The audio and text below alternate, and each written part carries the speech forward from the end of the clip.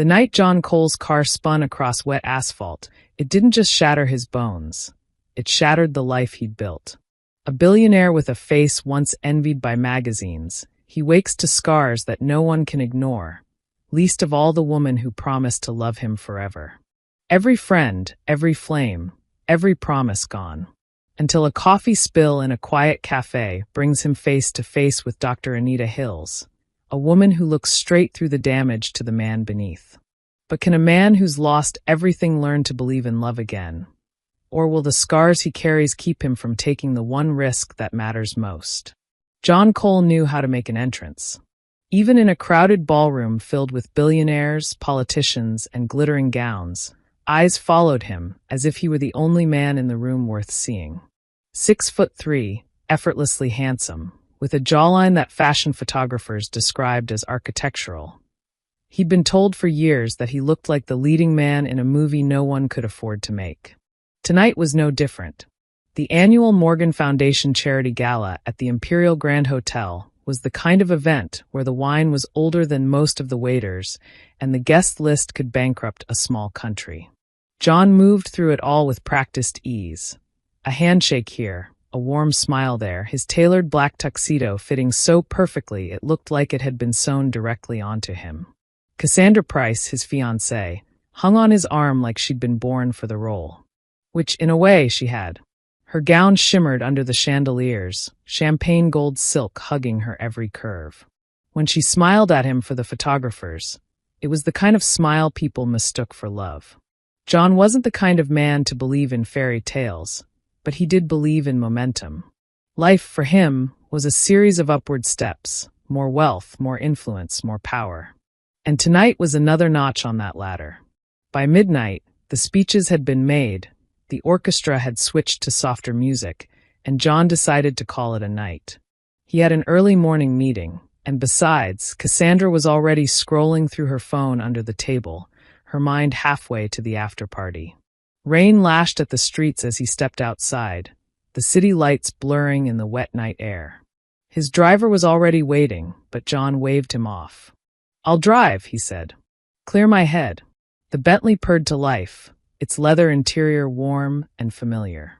Cassandra, ever the pragmatist, slid into the passenger seat, tossing her clutch onto the dashboard. "You sure you want to drive in this weather?" she asked, glancing at the slick roads. "I've driven in worse," he replied, shifting into gear. They talked little on the way. Cassandra mostly answered messages and laughed softly at something on her screen. John didn't mind. The low hum of the car and the drumming rain was strangely calming. Halfway across the 9th Street Bridge, his phone buzzed. The hands-free display lit up with the name of his business partner, Ethan Ward. John answered, keeping his eyes on the road. "Alex, about the Singapore deal." Ethan's voice crackled through the speaker. "They want an extra 3% on the back end." "That's ridiculous," John said. "Tell them." The headlights appeared out of nowhere. A massive delivery truck swerved into his lane, tires screeching on the wet asphalt. John yanked the wheel, the Bentley fishtailing dangerously close to the guardrail. Cassandra screamed. The sound of metal tearing was like nothing John had ever heard, raw, violent, final. Glass exploded inward, the world spinning in a sickening blur of rain and city lights. The impact crushed the left side of the car, slamming John's head against the frame. Everything went white. He woke to a high-pitched beeping and the smell of antiseptic. The ceiling above him was blindingly white, too white, and the room was still except for the rhythmic hiss of an oxygen machine. His throat felt like sandpaper. He tried to speak, but the words came out broken. "Where? Cassandra?" A nurse appeared, her face professional but tight. "You're in St. Matthew's Hospital, Mr. Cole. You've been in an accident. Please don't try to move." Pain radiated through his body, but the worst was his face. It felt tight, raw, like something had been scraped away and poorly put back. "What happened?" he croaked. "You sustained multiple facial fractures and lacerations," the nurse said gently. "The surgeons performed emergency grafts. You're stable now." Her words swam in his head, but the meaning was clear enough. His face had been changed. Hours later, Cassandra arrived. The click of her heels came before the sight of her. John turned toward the door, expecting relief to wash over him. Instead, she stopped at the threshold. Her perfectly painted lips parted as her eyes flicked to his face, and stayed there. Something in her expression shifted, almost imperceptibly, but John saw it. He'd been in boardrooms long enough to recognize when someone had already made a decision. "You're alive," she said finally, her voice just shy of warm. "That's good." He tried to smile, but his cheek pulled painfully. "Come here." She didn't. Instead, she adjusted the strap of her purse and looked away. "Alex, I don't think I can do this." It took a moment for the words to land. "Do what?" "This." She gestured vaguely at him, at the hospital bed, at everything. "I'm sorry, but you look different. You're not the same." She shook her head. "I can't marry you now." And just like that, she turned, heels clicking briskly against the tile, the door shutting softly behind her. John stared at the empty doorway until his vision blurred. The machines beeped on, steady and indifferent, as if mocking him. The man who had once owned the room now couldn't even keep the woman who'd sworn to love him forever. And somewhere deep inside, John Cole felt something crack that no surgeon could ever repair. The first night after Cassandra left, John didn't sleep. The morphine haze came and went in waves, but the clarity that cut through it was worse than the pain, because it left him alone with his thoughts. By 2 a.m, the hospital corridors were silent, the kind of silence that had weight to it. The only sound in his room was the steady beep of the heart monitor and the occasional hiss of the 4 pump. Every few minutes, the heating system sighed as if the building itself was tired of keeping him alive. He could still see Cassandra's face when she'd looked at him. Not angry, not even cold. Just unwilling. The kind of look you gave a stranger who asked for something you couldn't possibly give. The surgeons came the next day. There were 3 of them, Dr. Albright, who had the posture of a man permanently bracing for bad news, Dr. Mendez, a young resident with nervous eyes, and Dr. Lanning, the plastic reconstruction specialist. "We've stabilized you," Dr. Lanning said, her voice measured. "The worst is over. But recovery will take time, months, maybe a year before we see your final results. You'll need multiple follow-ups." John kept his gaze fixed on the far wall. "What do I look like?" There was a pause. Dr. Albright shifted uncomfortably. "You've undergone significant reconstructive work. The left side of your face sustained deep lacerations. We used grafts from your thigh and forearm to repair the skin. There will be scarring." "Scarring," he repeated, tasting the word. It felt small for what it meant. "You're alive," Dr. Mendez offered, as though that were supposed to be enough. But John wasn't sure it was. The first time they let him see himself was a week later. The bandages had been peeled away in layers over the days, revealing patches of swollen, angry skin stitched in neat, brutal lines. When the nurse wheeled a mirror over, he felt his pulse spike. "You can say no," she told him gently. He didn't. The face staring back was half his and half something else. The right side still held the faint echo of the man in glossy magazines, strong jaw, clean line of cheekbone. But the left was an uneven terrain of ridges and valleys, deep brown against his dull skin. The grafts looked raw, shiny under the fluorescent lights, and one of his eyelids drooped ever so slightly. It wasn't the face of a billionaire. It wasn't the face of someone people turned to in admiration. It was the face of a man who'd been in a fight with something much larger than himself, and lost. He didn't remember dropping the mirror, but the crash of it hitting the floor jolted the nurse into action. She picked it up quietly and wheeled it away without comment. By the time he was discharged, the world outside felt sharper, more unforgiving. The city was still moving at its ruthless pace. Traffic blaring, people rushing past with umbrellas, neon signs blinking against wet pavement. But now it felt like it had left him behind. The penthouse didn't help. It was too big, too empty, the kind of place designed to impress guests he no longer invited. Every reflective surface, glass tables, windows, polished chrome fixtures, caught pieces of him he didn't want to see. His phone barely rang.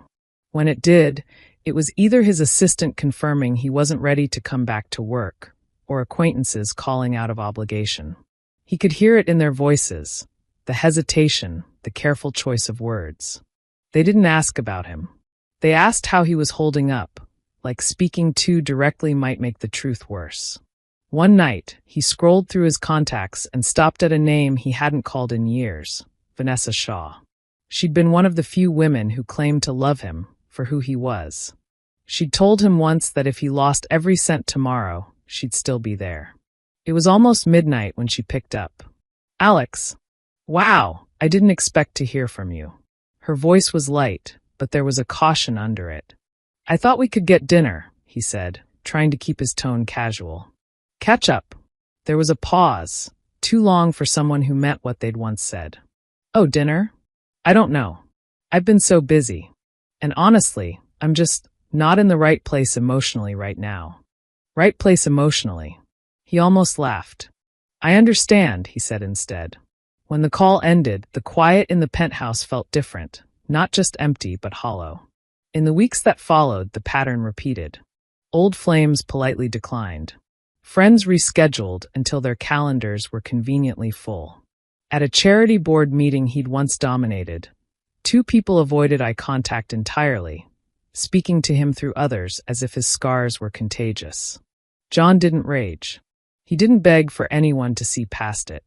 But each rejection, spoken or unspoken, layered itself over the last, until it felt like the scars on his face were mirrored somewhere deeper, where no surgeon could reach. And so he started keeping to himself. If the world wanted him invisible, then invisible he would be. Rain had a way of softening the city's edges, blurring the hard lines of skyscrapers into something almost gentle. But that morning, the rain only made the streets feel colder, the air thick with the metallic tang of wet asphalt. John Cole walked with his collar turned up, a black baseball cap pulled low. The brim caught the water, sending it down in little streams that dotted his coat. He kept his eyes on the sidewalk, avoiding the glances of strangers. Even without recognition, he'd learned that people still stared. Not because they knew who he was, but because they couldn't help looking twice at his face.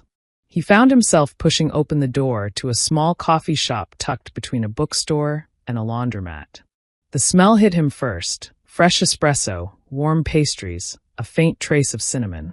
It was the kind of place you stumbled into, not the kind that made headlines. That was exactly why he liked it. The bell above the door chimed softly. Inside, the lighting was low and golden, almost like it was designed to make the world outside disappear.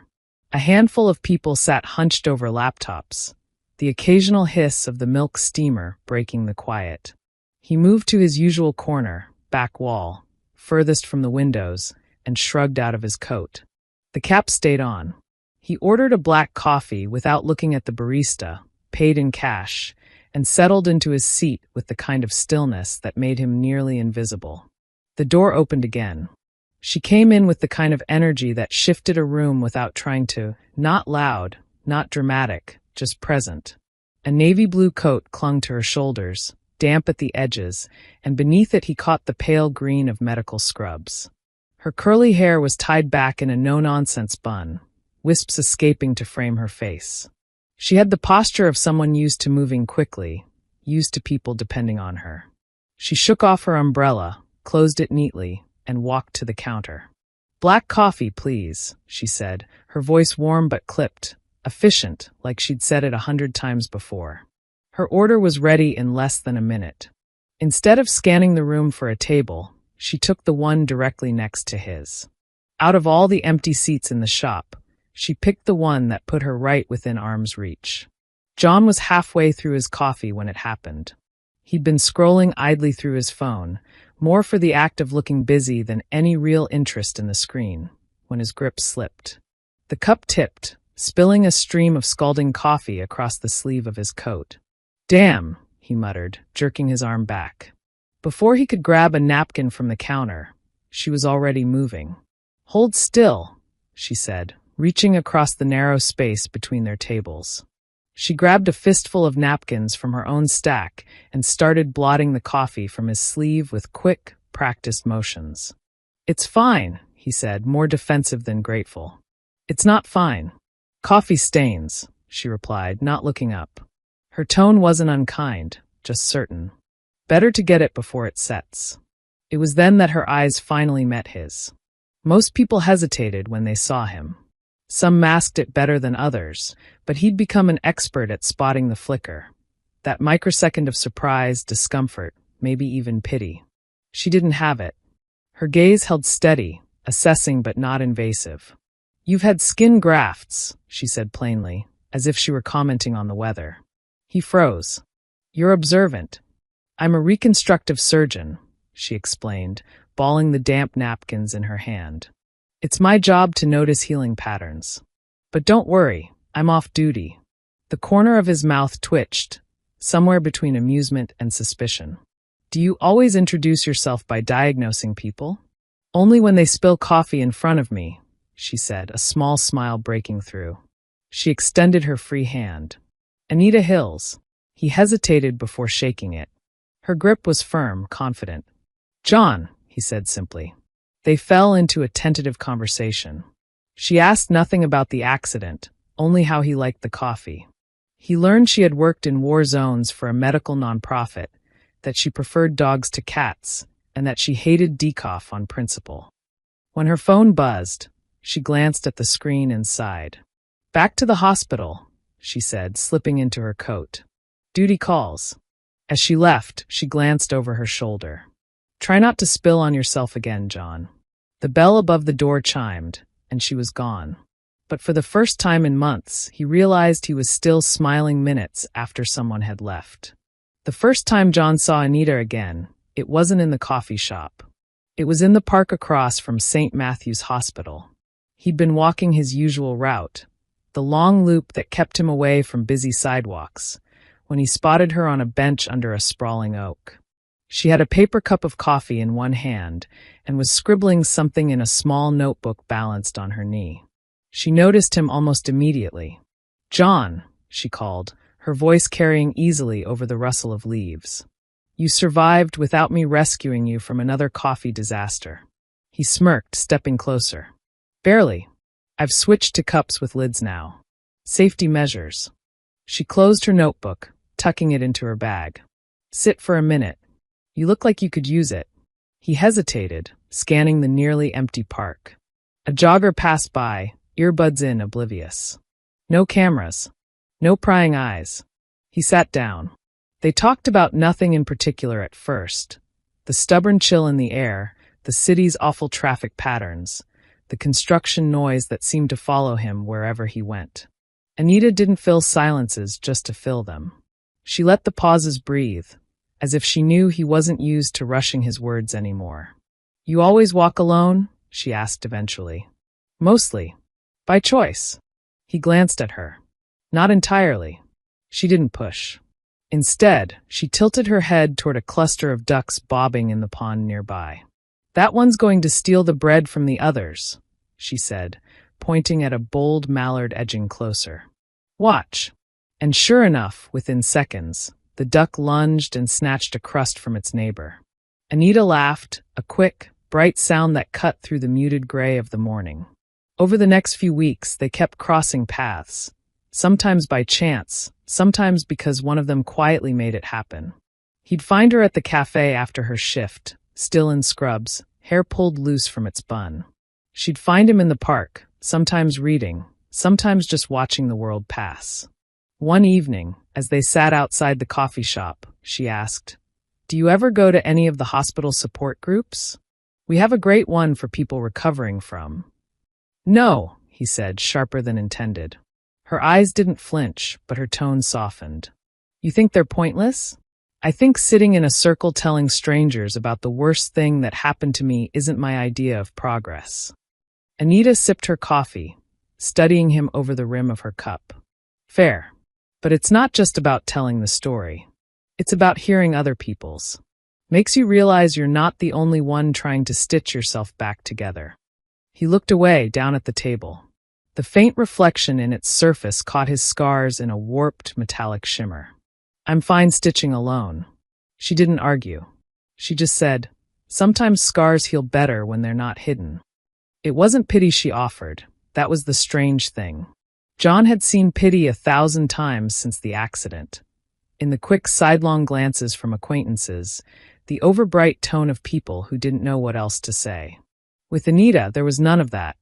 She didn't treat him like someone broken in need of fixing, but she also didn't pretend his scars didn't exist. One afternoon, rain forced them into the café for shelter. The place was nearly empty, the windows streaked with water. Anita stirred her coffee absent-mindedly and said, "You know, I've worked on people with injuries so severe you could barely tell where their features used to be. And I'll tell you something, scars aren't ugly. They're stubborn. They say, I'm still here." He held her gaze longer than usual. "You make it sound noble." "Not noble," she corrected. "Human." Something in her voice, steady, unshaken, made the words settle deeper than he expected. When they parted that day, she said casually, "See you around, John." And the thing was, he wanted to. It started with a text. John was at home, standing by the floor-to-ceiling windows of his penthouse, watching the evening spread across the city like ink on water. His phone buzzed on the counter. "Anita, charity gala at the hospital tomorrow night.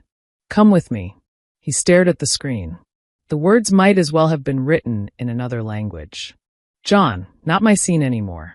The reply came faster than expected. "Anita, they'll have wine. And shrimp skewers. The good kind, not the frozen kind."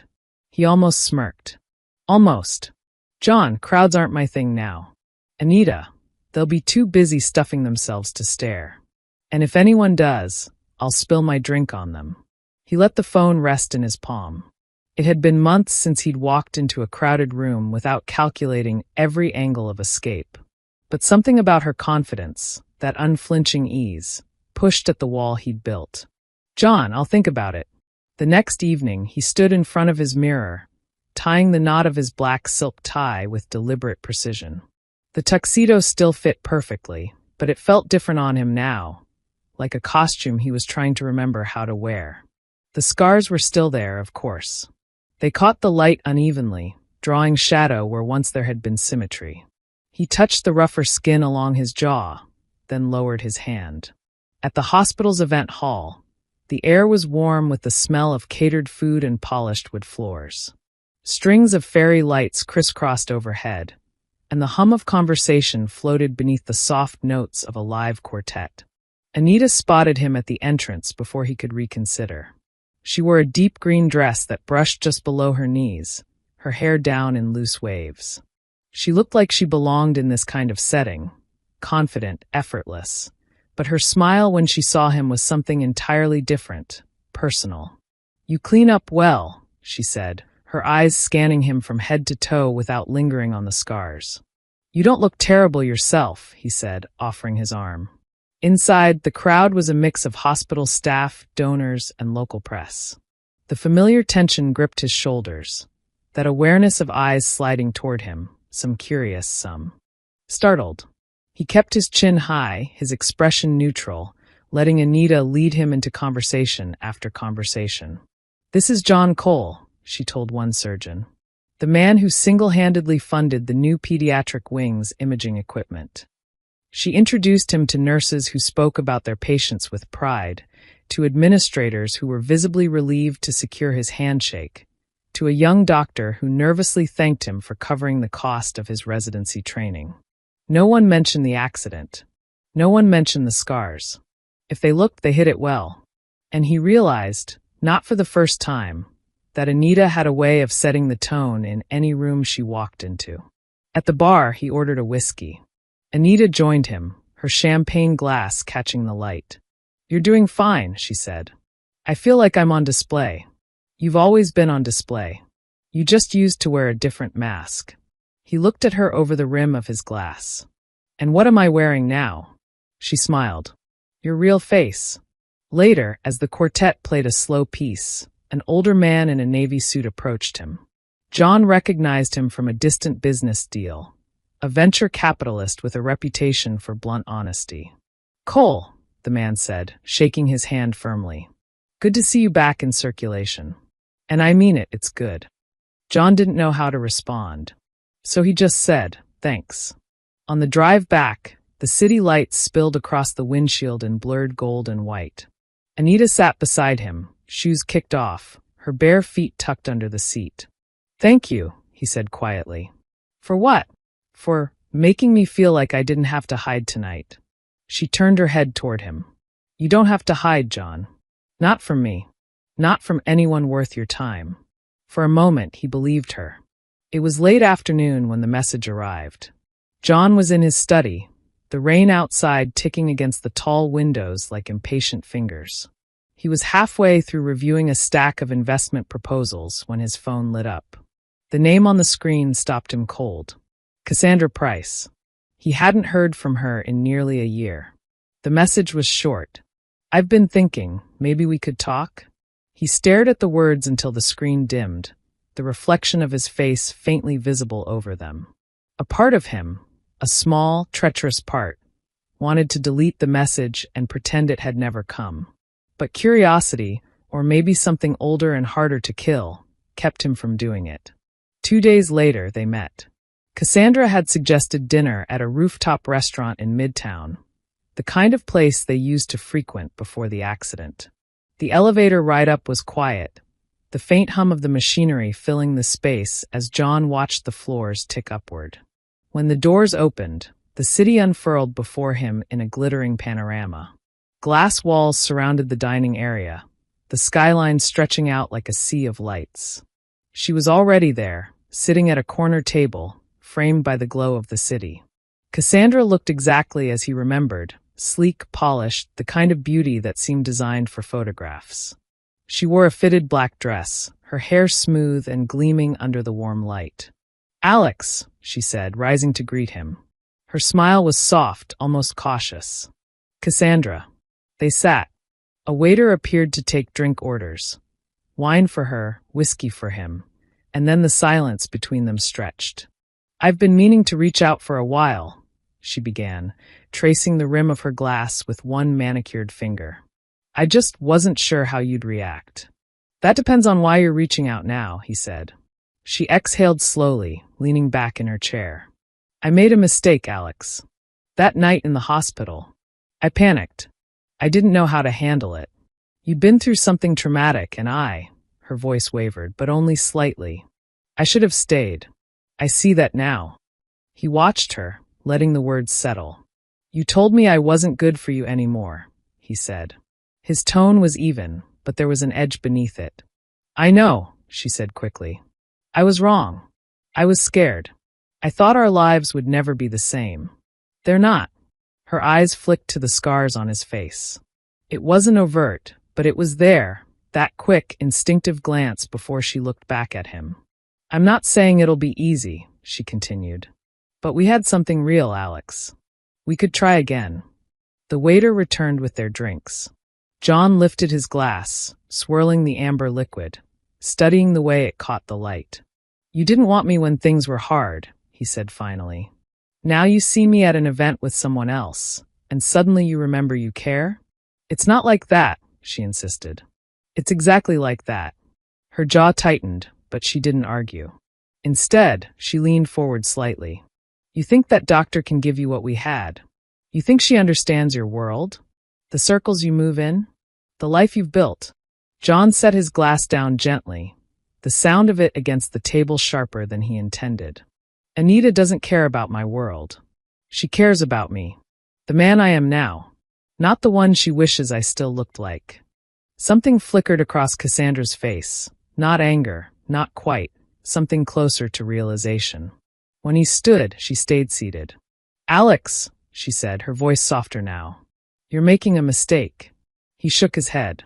"The mistake was thinking you'd have stayed if the accident had never happened.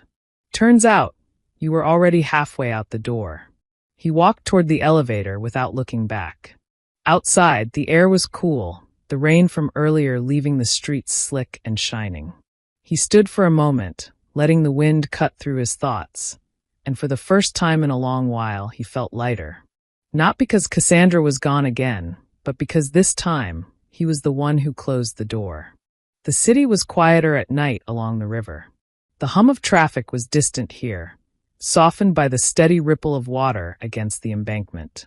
Street lamps cast long golden paths across the pavement, and every so often a passing cyclist would glide through, their tires whispering against the wet ground. John and Anita walked side by side, their pace unhurried. The evening had the kind of coolness that hinted at autumn's arrival, sharp enough to make her tuck her hands deeper into the pockets of her coat, warm enough for him to leave his unbuttoned. They'd just left a late dinner at a small bistro she liked, the kind of place with cramped tables, mismatched chairs, and a dessert menu handwritten on chalkboard. He'd noticed the way the staff greeted her like an old friend, and how she introduced him without hesitation, as though there was nothing unusual about bringing him into her world. "You were quieter than usual tonight," she said, glancing at him. "Was I? You were watching people. Not in that detached, calculating way you do sometimes. More like," she paused, searching for the word, "like you were letting yourself be part of it." He smirked faintly. "You analyze everyone like this?" "Only the ones I like." Her answer came so easily, so matter-of-fact, that it caught him off guard. They stopped at a railing overlooking the water. The river reflected the city's lights in shimmering fragments, as if someone had scattered handfuls of gold leaf across the surface. Anita leaned against the cool metal, her hair catching the glow of a nearby lamp. "You know," she said, "I think your scars make you look strong." He laughed softly, shaking his head. "That's a polite way of saying I look intimidating." "Maybe," she said, turning toward him, "but in a good way." Her gaze didn't waver. She meant it, not as a consolation, not as something to soften a blow, but as a simple truth.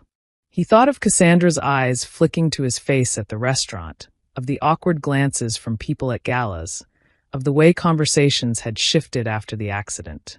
Then he thought of Anita, of the way she had looked at him in the coffee shop that first day, and every day since. Not as if she were pretending the scars weren't there, but as if they were simply part of him. "Strong," he repeated quietly, almost testing the word. "Stubborn," she added with a half-smile. "Like you." They started walking again, their steps falling in rhythm. A breeze swept in from the water, tugging at her hair, and without thinking, he reached up to tuck a strand behind her ear. His fingers brushed her skin, warm, smooth, and lingered for a fraction of a second longer than necessary. Her eyes met his, steady but softer now. Something shifted between them in that moment, subtle but undeniable. It was the difference between leaning on someone and letting them in. When they reached her apartment building, she turned to face him at the door. "You coming up?" The invitation hung there, not in the way of expectation, but of choice. "Not tonight," he said, his voice low. She nodded, as if she'd known that would be his answer. "Then at least promise me you'll stop hiding from the world.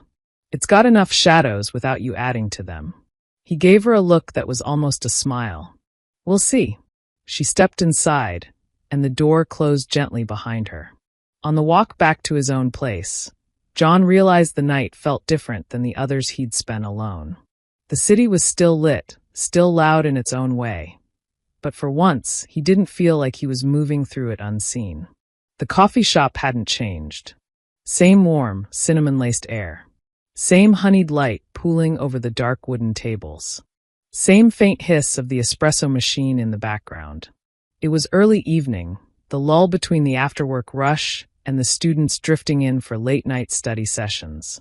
Only a few customers occupied the space, their murmured conversations blending into a low, comforting hum.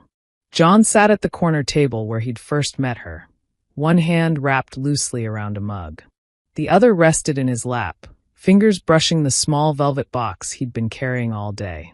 He hadn't told her to meet him here for nostalgia's sake, though that played a part. It was because this was the first place in months, maybe years, where he'd felt like a man instead of a headline or a tragedy. And it was because of her. The bell above the door chimed, and there she was. Anita walked in wearing a navy coat belted at the waist, a scarf in shades of gray and green tucked neatly under the collar. Her cheeks were touched with the faint flush of the cold outside. When her eyes landed on him, her smile was immediate, unguarded. "You picked the perfect table," she said, shrugging out of her coat and hanging it on the back of her chair. "The light here makes everyone look cinematic." He smirked faintly. Even me. Especially you, she said without missing a beat. They talked for a while, the easy back and forth that had grown between them over the months. She told him about a patient who'd thanked her by baking a cake so lopsided it looked like modern art. He told her about a board meeting that nearly derailed because an executive forgot his reading glasses. Somewhere between her laughter and the quiet moments that followed, John slid the velvet box onto the table. Anita's eyes flicked to it, then back to him. "What's this?" "Not what you think," he said, though the corner of his mouth betrayed him.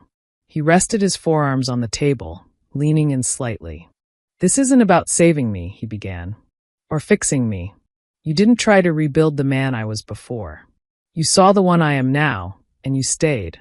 Her fingers brushed the edge of the box, but she didn't open it yet. She was watching him, fully present. "I spent a long time thinking happiness was something you earned by being untouchable," he continued. "By being perfect. Then the accident happened. And I thought I'd lost every reason to even try again." He paused, his voice quiet but steady. "You changed that without even trying. You made me want to be in my own life again." Anita's lips curved into the smallest smile, her eyes glinting in the soft light. "Are you going to open it, or am I?" she asked. He nudged it toward her. She lifted the lid. Inside, nestled against black velvet, was a ring, not ostentatious, not designed to scream wealth. A single round diamond in a simple platinum band, elegant in its restraint. Her breath caught, though she didn't look at the ring for long. Instead, she looked at him. "Yes," she said softly. "You didn't even let me ask," he teased. "You didn't need to." The rest of the shop went on around them, coffee being poured, dishes clinking in the sink.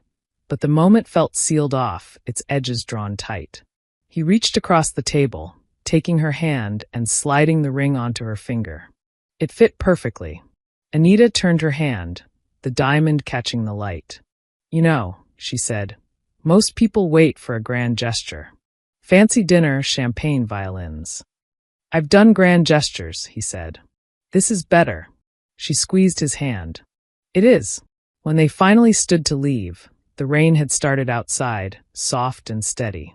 He walked her to her car, their steps falling in sync.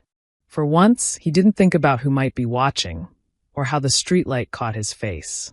All he thought about was the way her hand felt in his, steady, warm, and certain. The morning of the wedding was calm. Not the tense, chaotic calm of high society events John had once known, where planners barked orders and photographers hovered like hawks, but a quieter kind. The kind that smelled faintly of fresh flowers and coffee brewing somewhere nearby. The venue was a converted countryside in just an hour outside the city. It was the sort of place where the walls held the faint scent of old wood, where floorboards creaked in familiar ways, where the windows framed rolling green fields instead of skyscrapers. John stood in front of a tall mirror in one of the upstairs rooms, adjusting his tie. The morning light spilled across the floorboards, catching on the silver cufflinks at his wrists. His reflection stared back, the man he had become. The scars were still there. They would always be there. But he no longer saw them as intruders. They were part of the landscape now, the same way the knot of his tie was part of the suit. There was a soft knock at the door. It was Ethan Ward, his oldest friend and the closest thing he had to a brother. Ethan stepped in, already dressed in a charcoal suit, his tie slightly crooked. "You ready?" Ethan asked, though his eyes flicked briefly to the mirror. "As I'll ever be," John said, straightening his tie one last time. Ethan smirked. "You look good, Alex. Different but good." John met his gaze in the mirror. Different's the point. Downstairs, the small gathering of guests was taking their seats in the garden. The ceremony space was simple. Rows of white chairs facing a wooden arch draped in greenery and pale cream roses. The late afternoon light washed everything in gold. There were no flashing cameras, no gossip columnists, no reporters lurking for a shot of the scarred billionaire and his mystery bride. Just people who mattered. A few close friends, Anita's family, and two of her former patients who'd insisted on coming.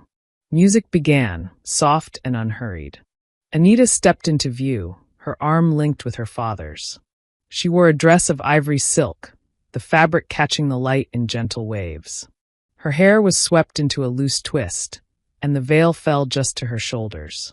She wasn't looking at the guests, or at the flowers, or at the way the sunlight turned the grass into gold. She was looking only at him. And when she reached him, she smiled.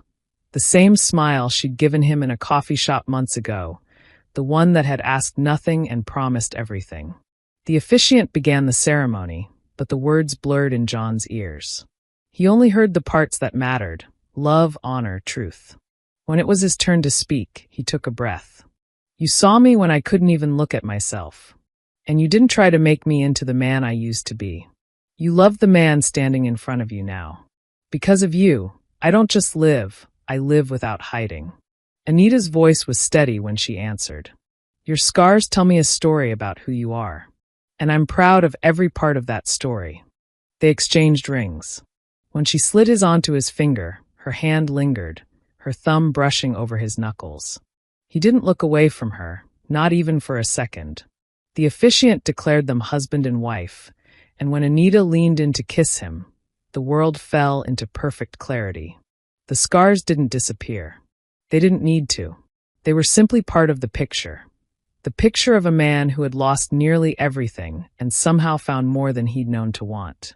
That evening, as the sun dipped below the horizon, John stood with Anita under the wooden arch, now slightly wilted from the summer heat.